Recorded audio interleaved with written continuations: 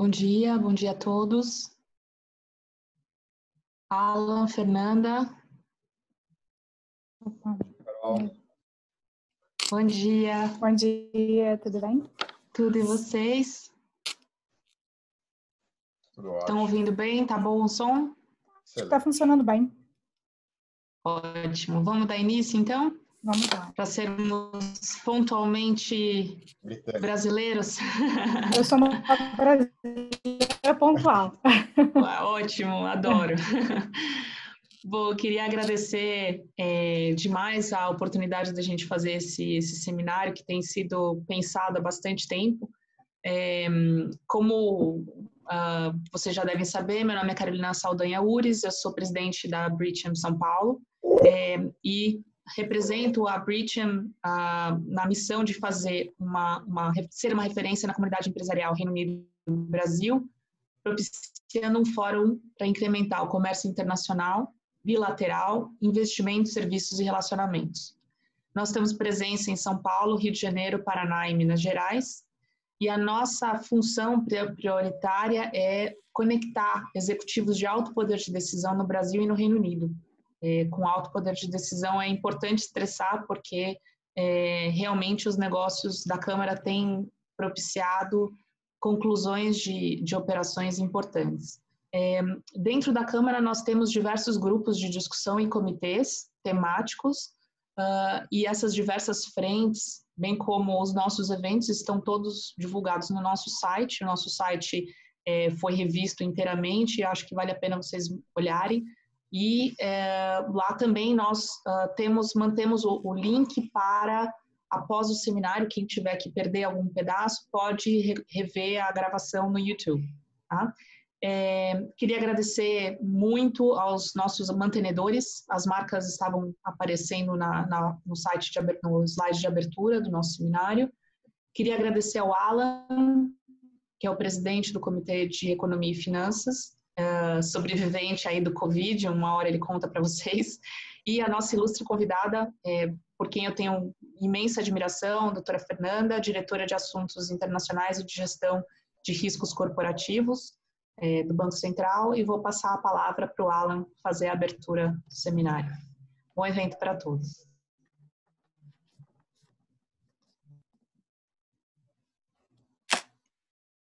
Obrigado, Carol. Obrigado, pessoal.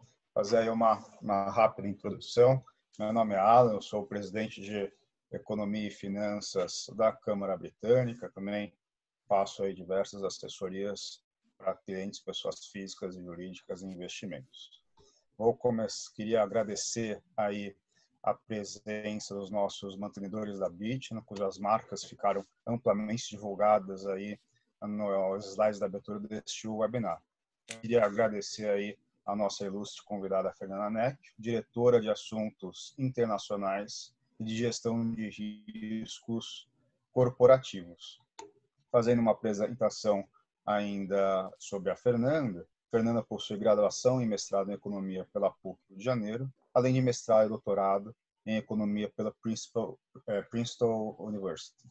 Em sua trajetória, ocupou posições de destaques em renomadas instituições, como o Federal Reserve Bank of São Francisco, além de ter sido docente na University of California, Berkeley, e da PUC Rio de Janeiro. Possui diversas publicações acadêmicas, textos para discussões e outras publicações e artigos.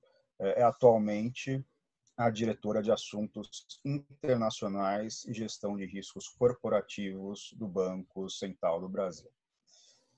Vou fazer uma rápida explicação também sobre a dinâmica do webinar, né?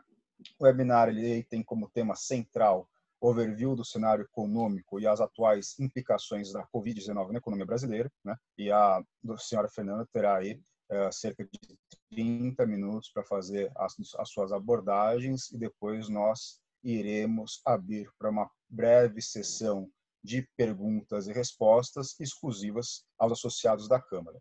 Eu peço a gentileza que os associados da Câmara façam as perguntas e respostas através da plataforma Q&A aí do Zoom, né? Visto que via YouTube a gente não consegue fazer a moderação. eu também peço a gentileza que, ao fazerem perguntas, mencionem o nome da empresa, né, e também o seu próprio nome, antes daí para a gente poder fazer uma curadoria das perguntas e passar para a Fernanda, né? Então, visto que a gente tem uma restrição de tempo em função aí da live, né? Obviamente nem todas as perguntas serão respondidas. Mas é isso. Gostaria de agradecer novamente aí a Fernanda por ter aceitado o nosso convite, né? Eu sei que a Fernanda vai fazer uma rápida apresentação, então eu agradeço, Fernanda, por você ter aceitado para a gente começar a nossa live. Ótimo. Obrigada, Alan e Carolina, pela introdução e obrigada pelo convite e obrigada a todos por estarem aqui participando dessa live. Eu vou começar fazendo, então, uma apresentação sobre o cenário econômico e os desafios do país mais para frente e depois eu fico à disposição para responder perguntas. Então, deixa eu começar a compartilhar os slides.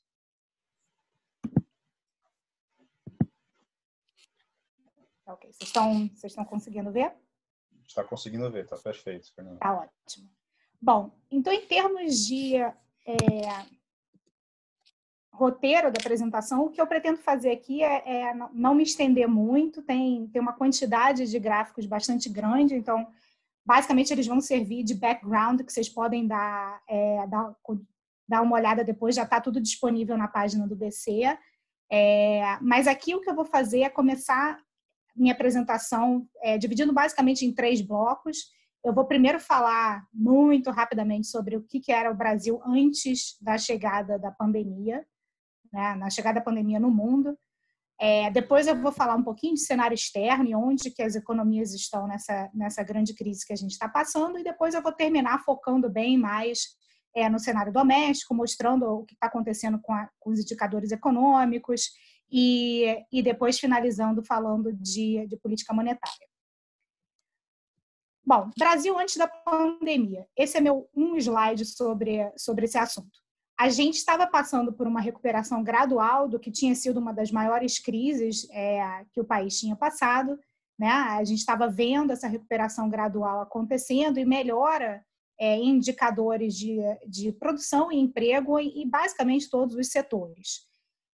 Além disso, em termos de fundamentos da economia, o Brasil passava por esse processo de recuperação com uma situação internacional bastante confortável, né, com um grande colchão de proteção contra choques, um nível de reservas substancial, e apesar do déficit em conta corrente, com um nível de investimento direto que mais do que financia esse déficit. Então, esse pedaço do grande colchão externo e da posição favorável externa, ela continua sendo verdade.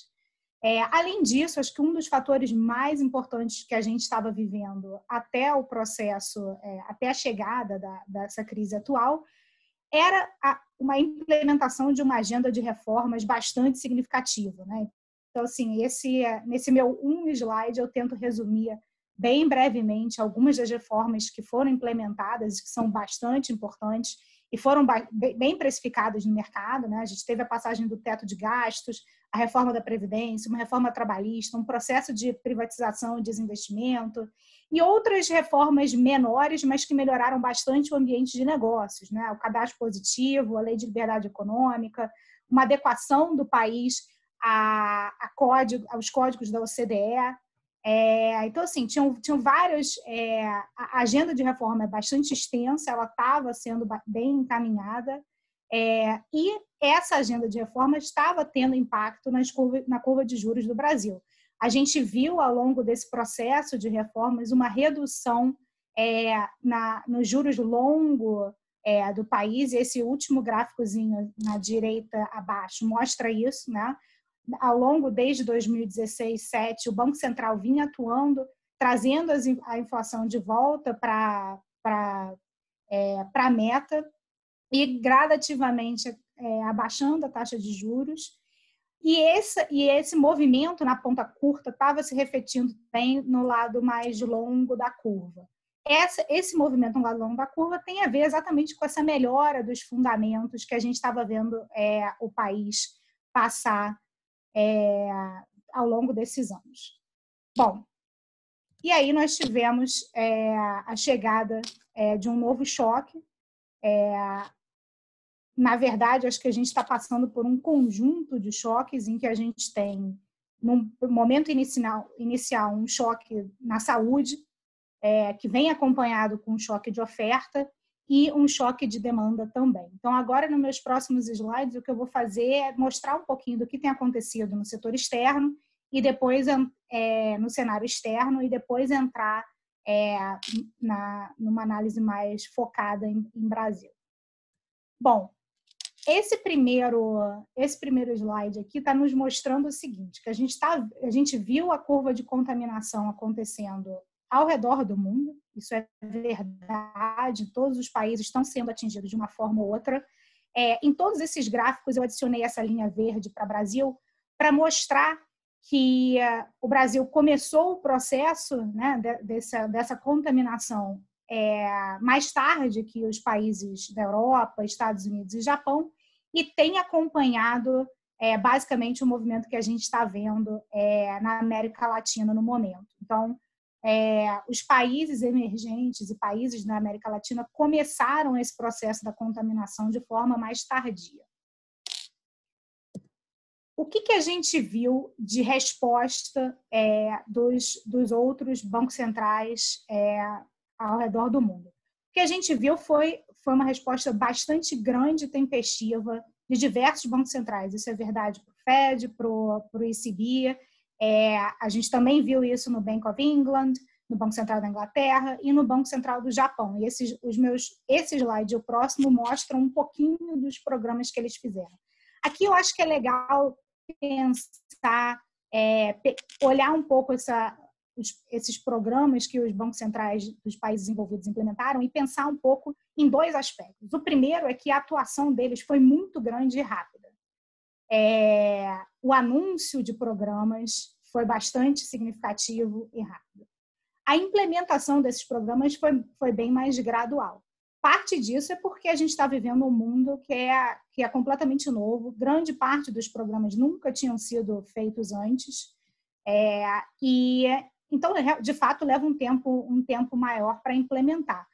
Mas uma das lições que a gente teve da crise de 2008 foi que a atuação do Banco Central precisa ser rápida, tempestiva e significativa.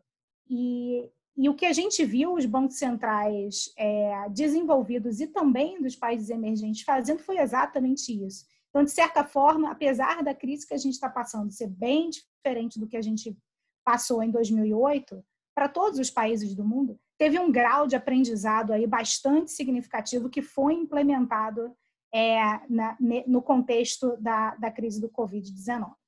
Então, a gente está passando por uma implementação gradual dos programas de liquidez e crédito, sendo implementados pelos bancos centrais dos países envolvidos. Aqui esse slide mostra o potencial dos programas e a parte que já foi executada, agora para o Bank of England e para o Banco do Japão. E esse slide é bem interessante porque mostra um resuminho do que os bancos centrais de países emergentes têm feito. E o que a gente viu foi que o foco da atuação desses bancos centrais, assim como dos bancos centrais dos países envolvidos nesse primeiro momento, foi em políticas de liquidez. A gente está vendo uma evolução da crise e também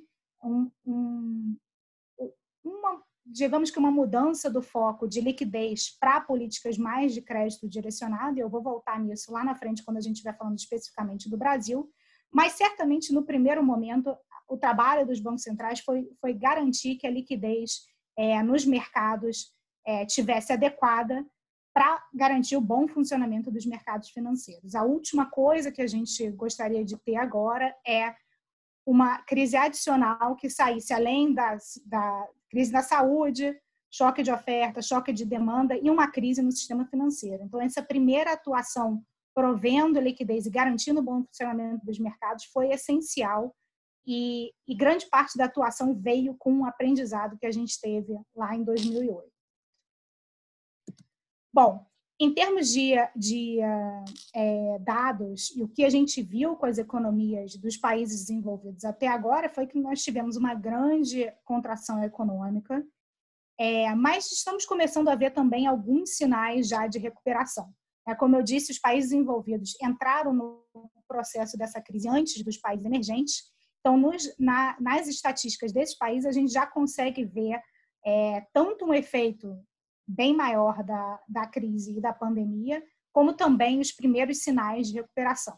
A gente viu uma queda expressiva no produto, no PIB dessas economias, já está vendo alguns sinais de recuperação para algumas delas, também viu um crescimento expressivo no desemprego, sobretudo nos Estados Unidos, que tem características de mercado de trabalho bem diferentes do mercado europeu, mas a gente também já está vendo uns sinais de recuperação vindo dos PMIs desses países e também nas vendas de varejo já se recuperando em algumas dessas economias. Então, acho que esse é um fator positivo que a gente está observando nas últimas coletas de dados, nos dados mais recentes. Uma outra coisa que a gente está observando agora é que um dos desafios desses momentos de crise é que a gente quer ter informação o mais rápido possível, informação tempestiva. Isso é uma dificuldade porque os dados são coletados na frequência que eles são coletados e não necessariamente a gente tem informação na semana sobre o estado da economia. Então, a gente tem nos bancos centrais e no mercado também acompanhado uns dados alternativos que podem sinalizar de forma boa o estado da economia a cada semana, por exemplo. Então, um dos dados que todo mundo tem olhado são os índices de mobilidade que têm vindo do Google ou da Apple, e esses índices são bastante interessantes. Então, esse gráfico da esquerda aqui está mostrando o número de pessoas, basicamente a proporção de pessoas, o que tem acontecido com o número de pessoas que estão em casa, né? E o que a gente tem visto é que esse número, com as medidas de isolamento social, aumentou bastante. Isso é verdade para todos os países do mundo. E ao longo das últimas semanas, essa mobilidade das pessoas tem crescido, né? Essa quantidade de gente em casa tem diminuído, a mobilidade tem aumentado. No gráfico da direita, dá para ver que tem uma correlação bastante forte entre mobilidade e a produção da economia, e o PIB. Então, isso é um sinalizador, dado que essa mobilidade tem gradativamente aumentado, a gente tende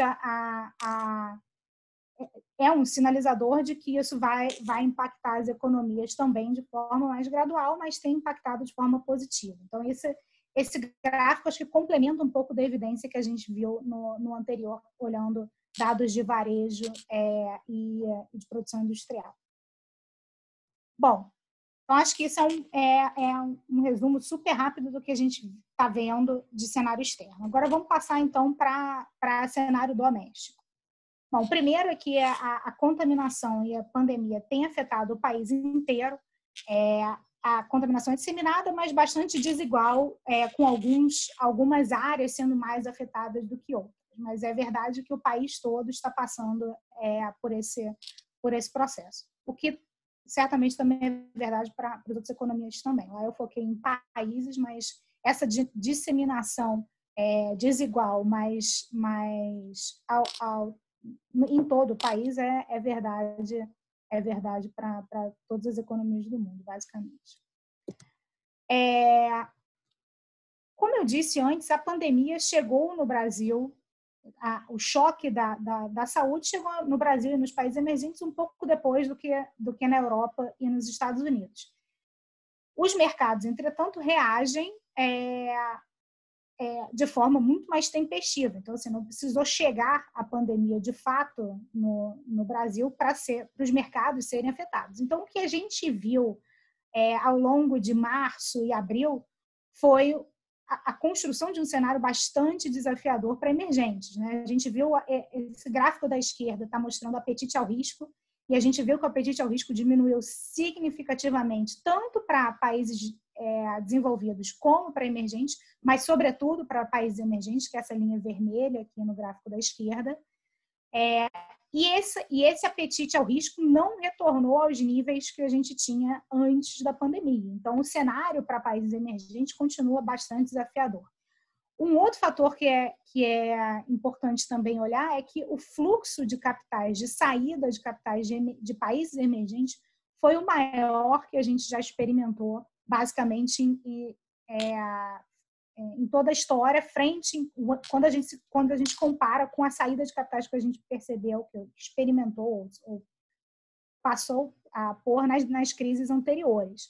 Né? Então, assim, a gente vê que essa linha vermelha no gráfico da direita vai muito lá embaixo. Isso é uma saída de capital enorme de países emergentes, e o Brasil não é diferente. Passou exatamente por esse processo de grande saída de capitais com a chegada da crise do Covid no mundo. Essa saída de capital e essa falta de apetite ao risco teve um impacto significativo nos preços dos ativos financeiros. A gente viu quedas expressivas nas bolsas de valores, além de depreciações expressivas nas moedas, sobretudo de países emergentes. E aqui esse gráfico está mostrando como que os países emergentes foram impactados ao longo desse período, sobretudo focando em março, abril, e a gente já vê uma melhora a partir de maio, a partir do final de abril, maio. Bom, o Banco Central do Brasil atuou de forma bem forte e tempestiva. Então, isso aqui eu volto àquele ponto que eu tinha feito antes, que a gente aprendeu bastante com a crise de 2008 ao redor do mundo. Então, a gente sabia já que em um momento de crise como esse, a atuação tinha que ser bem forte e tempestiva. Então, o foco do Banco Central, bem lá no início da crise, aliás, antes mesmo da crise da saúde, na saúde se estabelecer no país, a gente teve uma percepção de que nós íamos ser atingidos. No momento inicial, falava-se muito sobre problemas nas cadeias de produção, mas a nossa observação foi que certamente as medidas de distanciamento social trariam um desafio bastante grande, sobretudo no setor de serviços, que é grande parte da economia brasileira. Então, a nossa atuação inicialmente focou basicamente em prover liquidez e garantir e tentar garantir o máximo possível o bom funcionamento dos mercados financeiros e o mercado de crédito. Então, nós tivemos até agora 2 levas de anúncios, de medidas para enfrentamento da crise do Covid-19. A primeira leva de medidas focou basicamente em liberação de liquidez e também liberação de capital. Nessa segunda leva, que a gente anunciou mais recentemente, a gente passa por uma segunda fase em que a gente está focando bem mais em direcionamento de crédito, dado que as condições no mercado financeiro melhoraram em relação ao que a gente viu lá em março e abril. E aí eu vou entrar um pouco nessa parte de crédito nos meus próximos slides. Mas, então, só recapitulando, o nosso foco das medidas inicialmente foi liquidez e liberação de capital, e agora o que a gente tem focado é tentar direcionar essa liquidez para o mercado de crédito, focando principalmente em pequenas e médias empresas. Essa tabela que tem aqui nesse slide faz um resumo das medidas que a gente adotou, que a gente já anunciou. Essas em negrito são as novas, que tendem a ser mais direcionadas a pequenas e médias empresas e ao mercado de crédito. E a gente tem um site que faz uma atualização basicamente semanal ou diária, dependendo do que foi feito ou anunciado, descrevendo e explicando cada uma dessas medidas. Então, acho que eu botei a referência aqui, que eu acho que é bem legal de dar uma olhada. Eu não vou entrar em medidas específicas aqui, porque a gente tem um limite de tempo, mas eu fico à disposição para responder perguntas mais lá para o final. Esse gráfico aqui constrói um análogo do que eu fiz para as economias desenvolvidas, mostrando o tamanho das medidas que a gente anunciou e a implementação. E o que a gente vê aqui é que, apesar de tudo que o Banco Central do Brasil ter feito até agora, ter sido 100% novidade, basicamente, a nossa implementação tem sido bastante rápida, sobretudo quando se compara com os demais países. Então, acho que o esforço aqui foi de ter medidas que sejam significativas e impactem o mercado de forma bastante expressiva, e um esforço bastante grande de atuar nessa implementação bastante rápida. Né? Lembrando que muitas das coisas que a gente dessas medidas que a gente está trabalhando agora são completamente novas. Os países emergentes não passaram por esse tipo de situação na crise em 2008, que foi muito mais focada nos países desenvolvidos. Bom, então agora acho que a gente pode tentar dar uma olhadinha no que tem acontecido com as variáveis econômicas, um pouco de estatísticas para o Brasil. A primeira delas é essa tabela que compara o que tem acontecido no mercado de crédito no Brasil e em alguns países selecionados do mundo. Então, acho que uma das discussões que a gente tem frequentemente nos fóruns internacionais é sobre a dificuldade que os países têm passado de ver o crédito fluindo e chegando na ponta.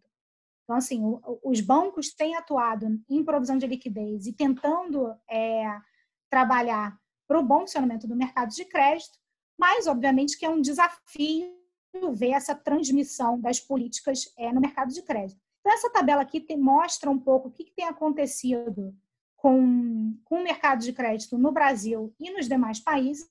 O que a gente vê é que a atuação do mercado de crédito tem sido bastante expressiva. Né? A gente viu um crescimento na concessão de crédito em relação a 2019 e muito desse crescimento aconteceu a partir da semana 11 do ano, que é linkado com o anúncio das medidas que o Banco Central do Brasil implementou.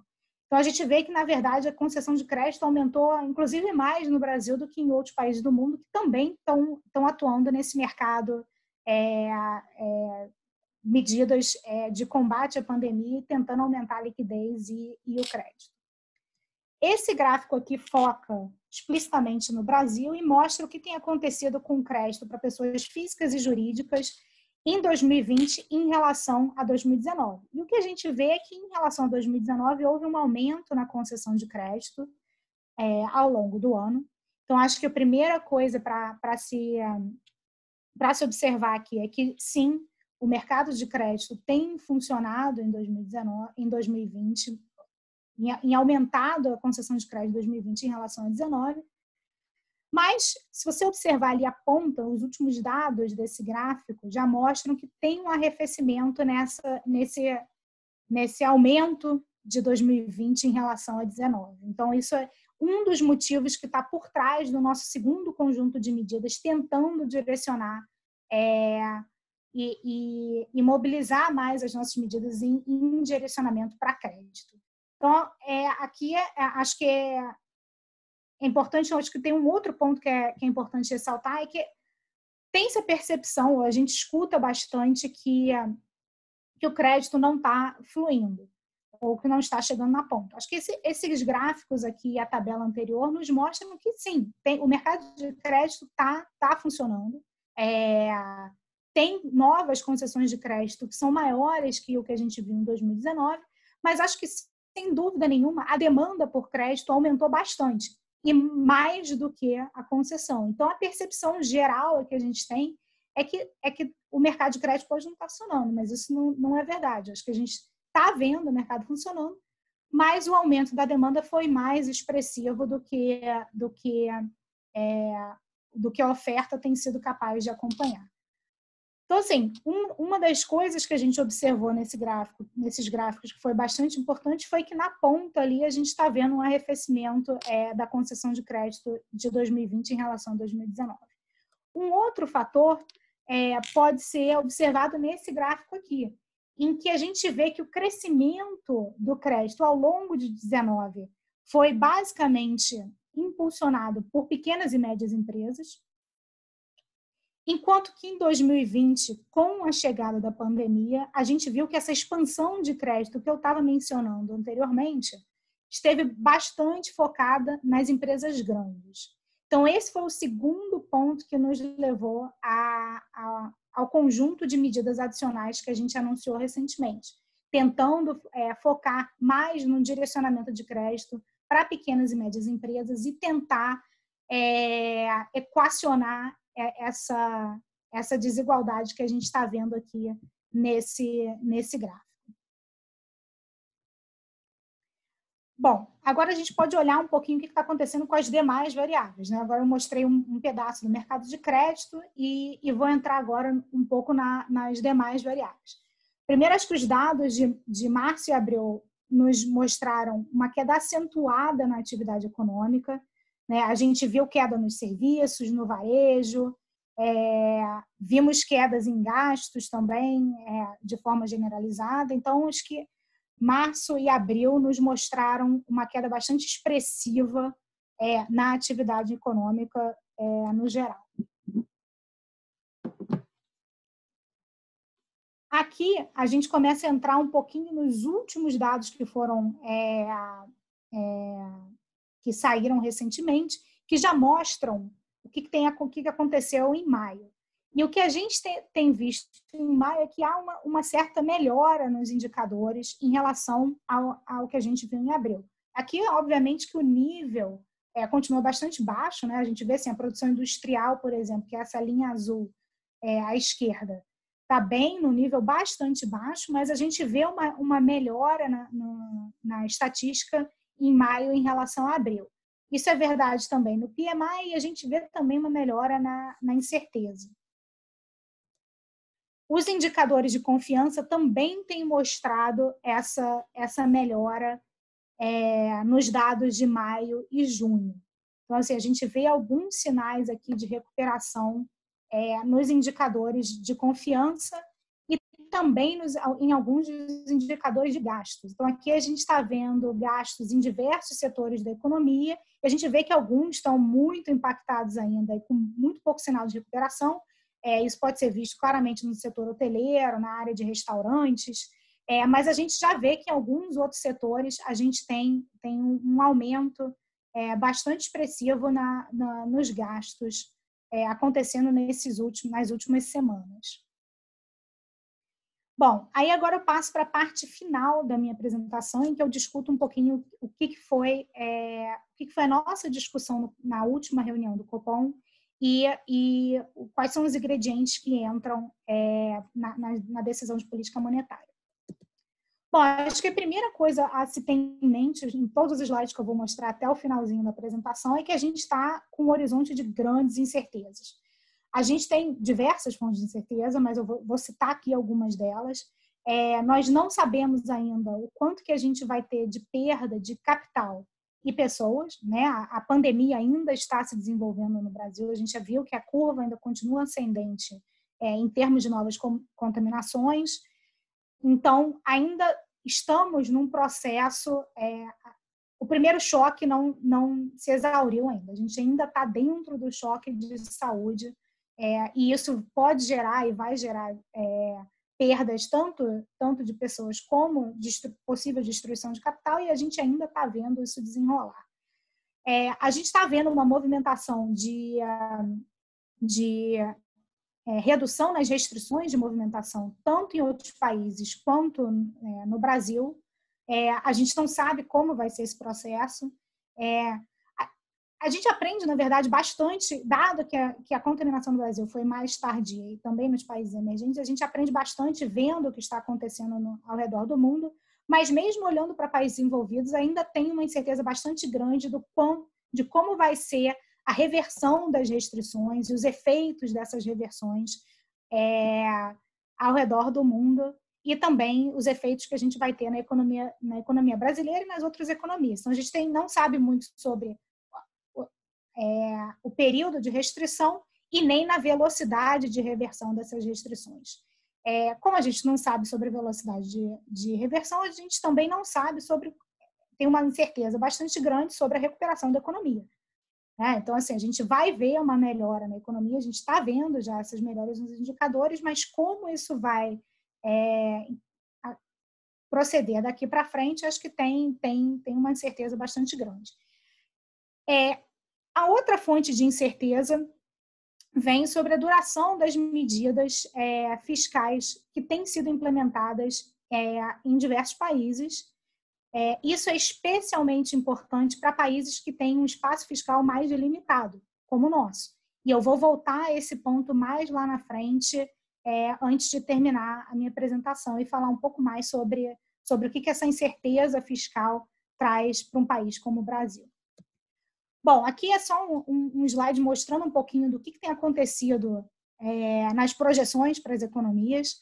E o que a gente vê é que esse ambiente de incerteza que a gente está vivendo se reflete exatamente nas projeções para qualquer horizonte que a gente tenha mais para frente, né? Assim,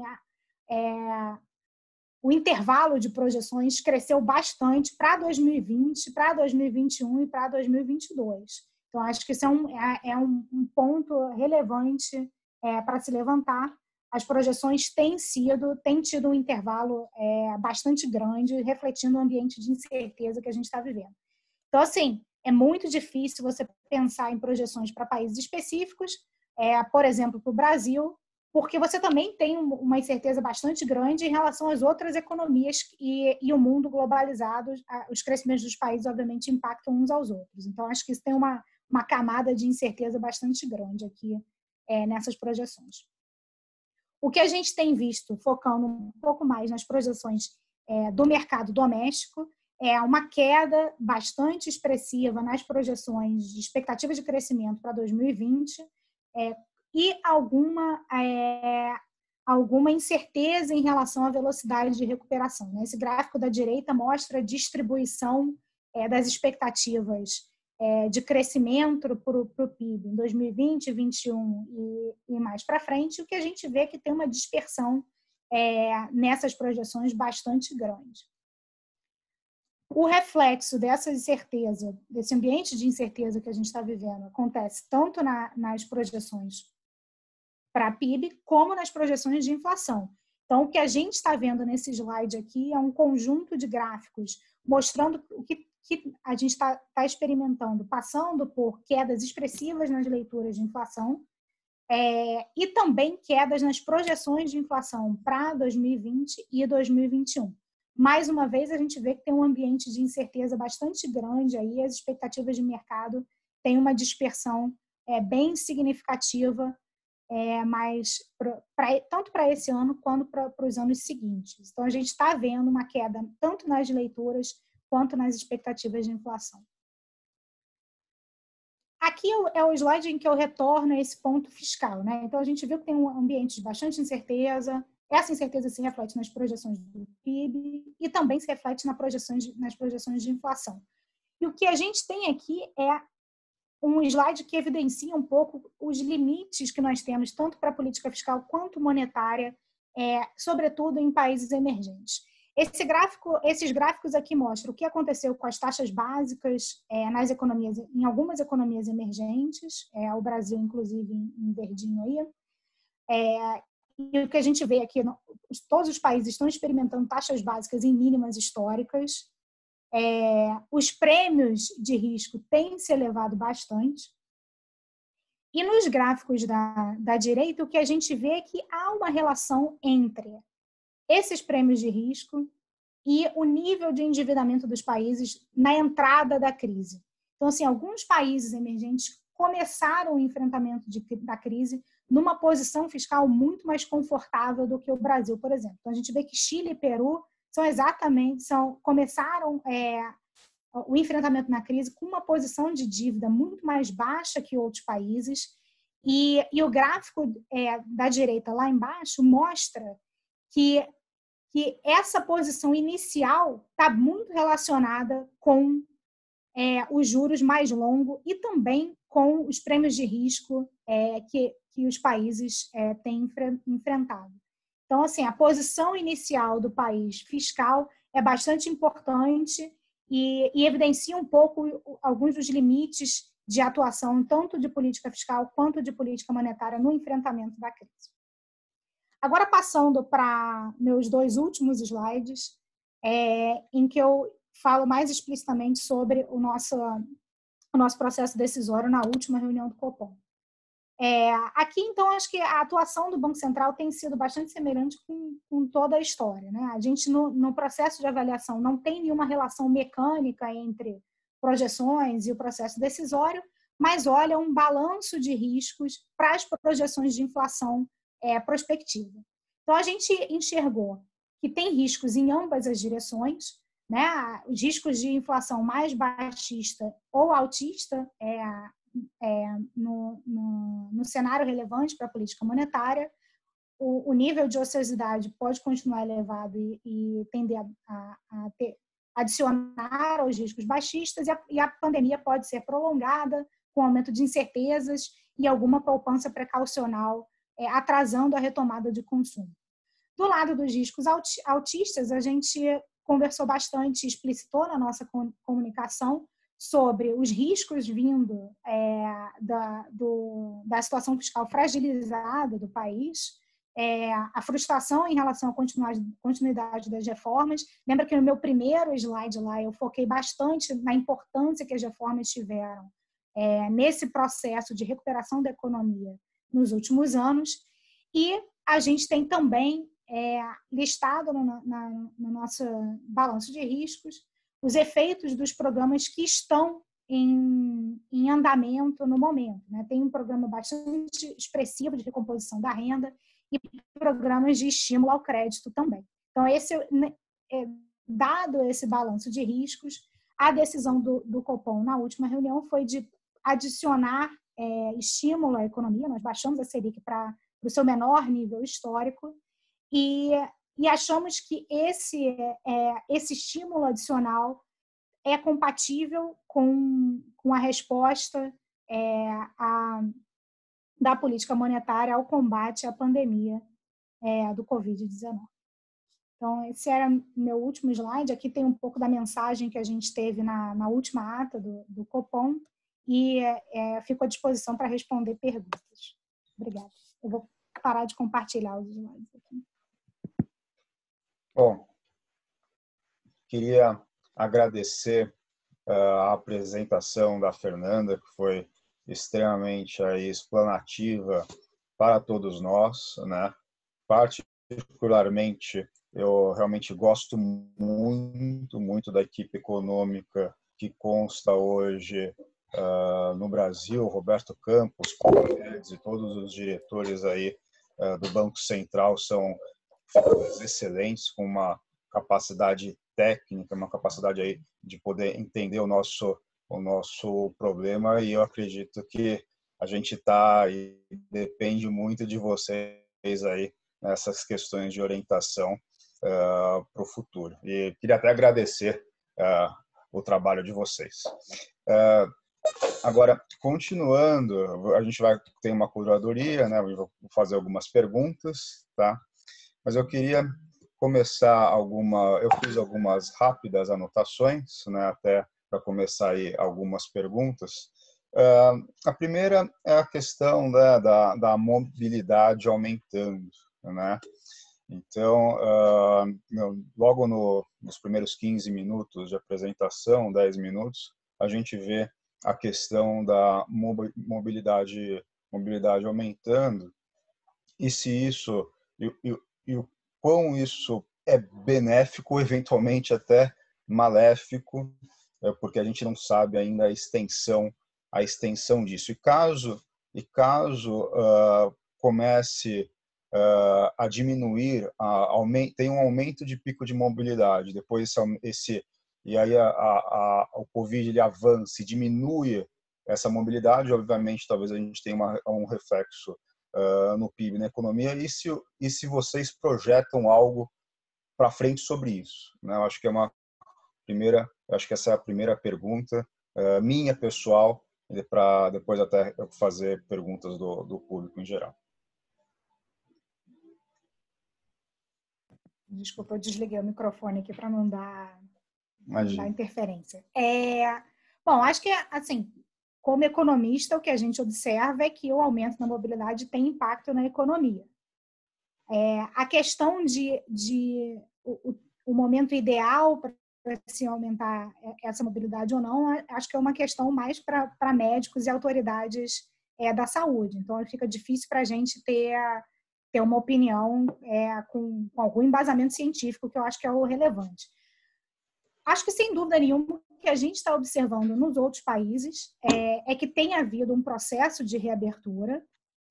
Acho que, dado que a gente escuta sobre a contaminação, a capacidade de contaminação da Covid-19, acho que é inevitável que você vá ver essa reabertura venha com algum aumento de contaminação. E acho que a variável mais importante de se observar é o que tem acontecido não só na contaminação, mas no uso dos recursos hospitalares, né? Então, assim, o que se tentou evitar bastante com as medidas de distanciamento social foi não colapsar o sistema de saúde. E eu imagino que os países, nessas decisões de reabrir a economia, estejam olhando exatamente esse balanço de aumento de contaminação e o uso dos recursos de saúde. O que a gente vê como economista é que, de fato, assim, a saída, o aumento na mobilidade tem trazido impactos nos gastos, no uso de serviços e tem impactos positivos para a economia. Mas acho que, de fato, esse é um risco de ter-se que reverter parte desse aumento de mobilidade é possível, né? Assim, de novo, a gente está vivendo um momento que não vivemos antes. Então, é um processo de aprendizado tanto para o Brasil quanto para os outros países. De certa forma, porque a a curva de contaminação foi mais tardia, a gente aprende um pouco com o que está acontecendo com os outros países.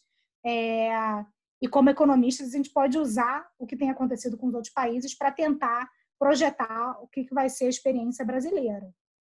Mas lembra que sempre tem que ter em mente que países desenvolvidos são bem diferentes de países emergentes, né? Assim, as condições de mercado de trabalho são diferentes. O Brasil tem uma parcela da população bastante grande que está no mercado informal. Então, essas medidas de restrição, por si só, já foram implementadas de forma diferente ou efetivadas de forma diferente. Então, acho que tem várias idiosincrasiedades que a gente está aprendendo no processo. Mas, de fato, tem um risco de reversão e a gente sabe da relação entre a mobilidade e as variáveis econômicas. Um fator que a gente viu desenvolver muito rápido nessa experiência da pandemia foi o mercado e-commerce, né? O mercado online. Né? Assim, a gente viu um crescimento, mesmo em países que já tinham uma base muito maior do que o Brasil, a gente viu um crescimento muito expressivo no uso do mercado e compras pela internet. Obviamente que isso não resolve tudo, né? Tem coisas que só dá para serem feitas pessoalmente, mas esse desenvolvimento foi bastante expressivo e interessante de se observar. Perfeito, Fernanda. Eu vou fazer algumas perguntas dos nossos associados. O primeiro é do Luiz Guilherme, presidente do Comitê Legal e Regulatório da Britiam. O Banco Central, ele afirma, o Banco Central agiu certo garantindo a liquidez, mas os bancos, em geral, restringiram as linhas de crédito para as empresas, especialmente as primeiras e médias para as pessoas físicas, com quem os juros praticados ainda são exorbitantes. Como desfazer esse nó? Acho que o que a gente viu ali nos gráficos que eu mostrei é que o crédito, na verdade, aumentou de 2020 para 2019. Eu não mostrei essa informação aqui, mas o Roberto Campos, o presidente Roberto Campos, numa apresentação recente, mostrou que tem havido também uma queda no custo do crédito sendo concedido. Acho que tem algumas coisas para se ter em mente aqui. Então, assim, primeira coisa, de novo, é que a gente está num momento bastante único. A busca por liquidez em momentos de incerteza como o que a gente viveu parte não só das empresas, como também dos bancos e do sistema financeiro em geral. Então, o que a gente viu no primeiro momento foi uma demanda por liquidez bastante grande, tanto do sistema financeiro quanto das empresas. Então, acho que isso é importante se ter em mente. Mas, assim, apesar da gente ter visto um aumento do crédito de 2020 para 2019, os números que a gente tem visto, sobretudo os mais recentes, não são satisfatórios, dado o conjunto de medidas que a gente está implementando, e também dada a evolução que a gente está vendo nos mercados financeiros e na pandemia. Então, assim, uma das motivações para o BC atuar nesse segundo conjunto de medidas foi exatamente para tentar endereçar esse problema do crédito ter ido bem mais para as grandes empresas do que para as empresas pequenas e médias, né? Então, a gente espera que o segundo conjunto de medidas com crédito direcionado venha endereçar exatamente essa preocupação. É uma preocupação nossa do Banco Central, a gente está vendo o crédito fluindo, mas acho que dá para dar uma melhorada. E esse é o esforço que a gente tem tido. Eu queria fazer um complemento, né, que as grandes empresas elas têm muito facilmente acesso ao mercado de capitais, né? E as pequenas e médias é difícil, né, na verdade. Essa é a verdade, né? As grandes empresas conseguem emitir debêntures, conseguem rolar dívidas, conseguem fazer muita coisa, né? Mas as pequenas e médias às vezes ficam de mãos atadas, né? E eu acho que uma pergunta um pouco mais específica, talvez, para aqueles setores mais prejudicados, que a gente vê que setores da economia estão mais prejudicados, como o comércio, restaurantes em geral, você mostrou alguns slides que estão ali, setores bem mais prejudicados do que outros. Existem algumas políticas específicas para esses setores?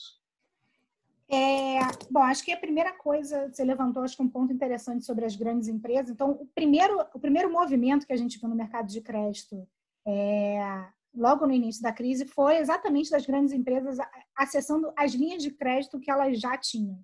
Então, assim, claramente foi uma busca por liquidez precaucional bastante grande, né? Porque vem um ambiente de incerteza, você não sabe quanto tempo a crise vai durar, as empresas precisam de ter um nível de liquidez para se preparar para a crise, que a gente nem sabe quanto tempo demora. Então, assim, o primeiro movimentação, a gente viu as grandes empresas acessando as linhas de crédito que já tinham. É verdade que essas empresas têm acesso a mercado de capitais, mas, ao mesmo tempo, nesse início da crise, sobretudo, a gente viu que os mercados financeiros ficaram bastante desestabilizados, né? Então, assim, a busca por liquidez é generalizada. Aquele gráfico que eu mostrei de apetite ao risco, por exemplo, ali mostra apetite ao risco por ativos de países desenvolvidos e emergentes, mas ele tem exatamente esse quê de busca por liquidez, né? Quando o apetite ao risco diminui muito, a contraparte é um aumento de busca por liquidez, e isso foi verdade tanto fora quanto aqui. Busca por ativos sem risco, basicamente, né? Então, assim, relacionado com a grande saída de capitais também que a gente viu. Quanto a setores específicos, acho que isso é bastante importante. Assim, tem setores que estão sendo muito mais atingidos do que outros, e as políticas que a gente tem visto vindo do governo, do lado fiscal, tem muito mais a ver com esse direcionamento para setores específicos do que a atuação do Banco Central. E isso tem a ver com o mandato e as características das medidas que têm sido implementadas tanto no lado fiscal quanto no lado da autoridade monetária. O papel do Banco Central é garantir um bom funcionamento dos mercados, e a gente tem atuado nessa direção, mas problemas de solvência em setores específicos são muito melhor endereçados pela autoridade fiscal, pela atuação do BNDES, e a gente está vendo isso acontecer aqui no Brasil e em outros países do mundo também. Fernanda, eu só queria fazer um adendo à pergunta, como você falou, a gente entrou em mercados de capitais. Como é que ficou, como é que está o endereçamento aí do Banco Central poder atuar na compra no mercado secundário, ou talvez até em títulos privados? Como é que ficou esse endereçamento? Eles têm uma posição?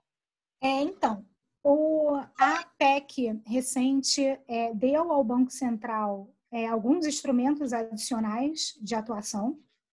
Um desses instrumentos é a possibilidade de comprar ativos privados, então vai exatamente no ponto do mercado de capitais que você mencionou.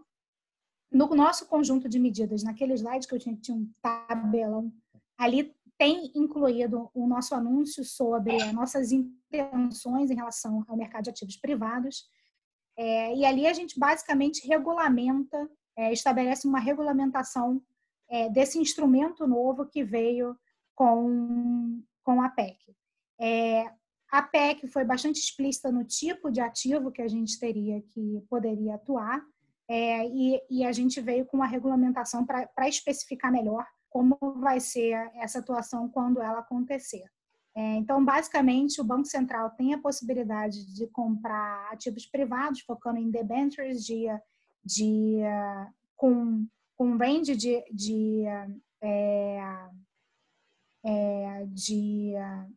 risco de crédito, né? Okay. Vocês têm um range de risco de crédito que vocês podem comprar? Sim, exatamente. Isso veio na PEC, a gente apenas regulamentou, explicitando o que é a nossa intenção com esse instrumento, quando ele for utilizado. A nossa atuação e a nossa regulamentação a gente usou bastante a experiência internacional para fazer isso. Então, assim, um dos trabalhos que a gente fez internamente foi observar o que os outros bancos centrais, tanto desenvolvidos quanto de países emergentes, têm feito nesses mercados.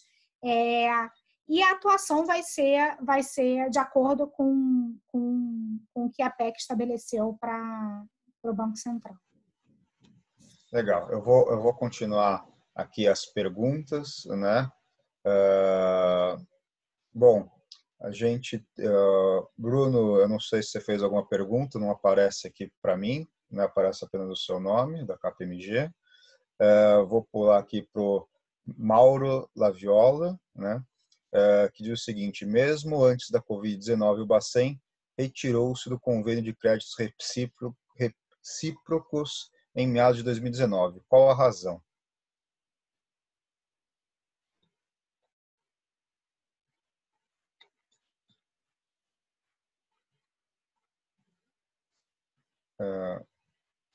Você me ouviu, Fernanda? Ouvi. Você pode me mandar assim, um conjunto de perguntas, e aí eu acho que fica um pouco mais interativo, só porque a gente tem pouco tempo ainda. Tá, vou mandar, acho que um conjunto total, né? Assim, temas, basicamente. Sim, claro. O Luiz Guilherme, ele pergunta a questão, o gráfico das vendas do varejo nos Estados Unidos mostra claramente uma recuperação em V, com a chance do Brasil ter o mesmo desempenho, né? E basicamente isso.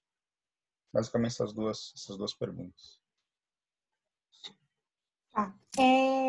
Bom, em termos... tem havido uma discussão bastante grande sobre como vai ser a recuperação, e tem bastante incerteza a respeito disso, né? Como eu mencionei várias vezes na minha apresentação.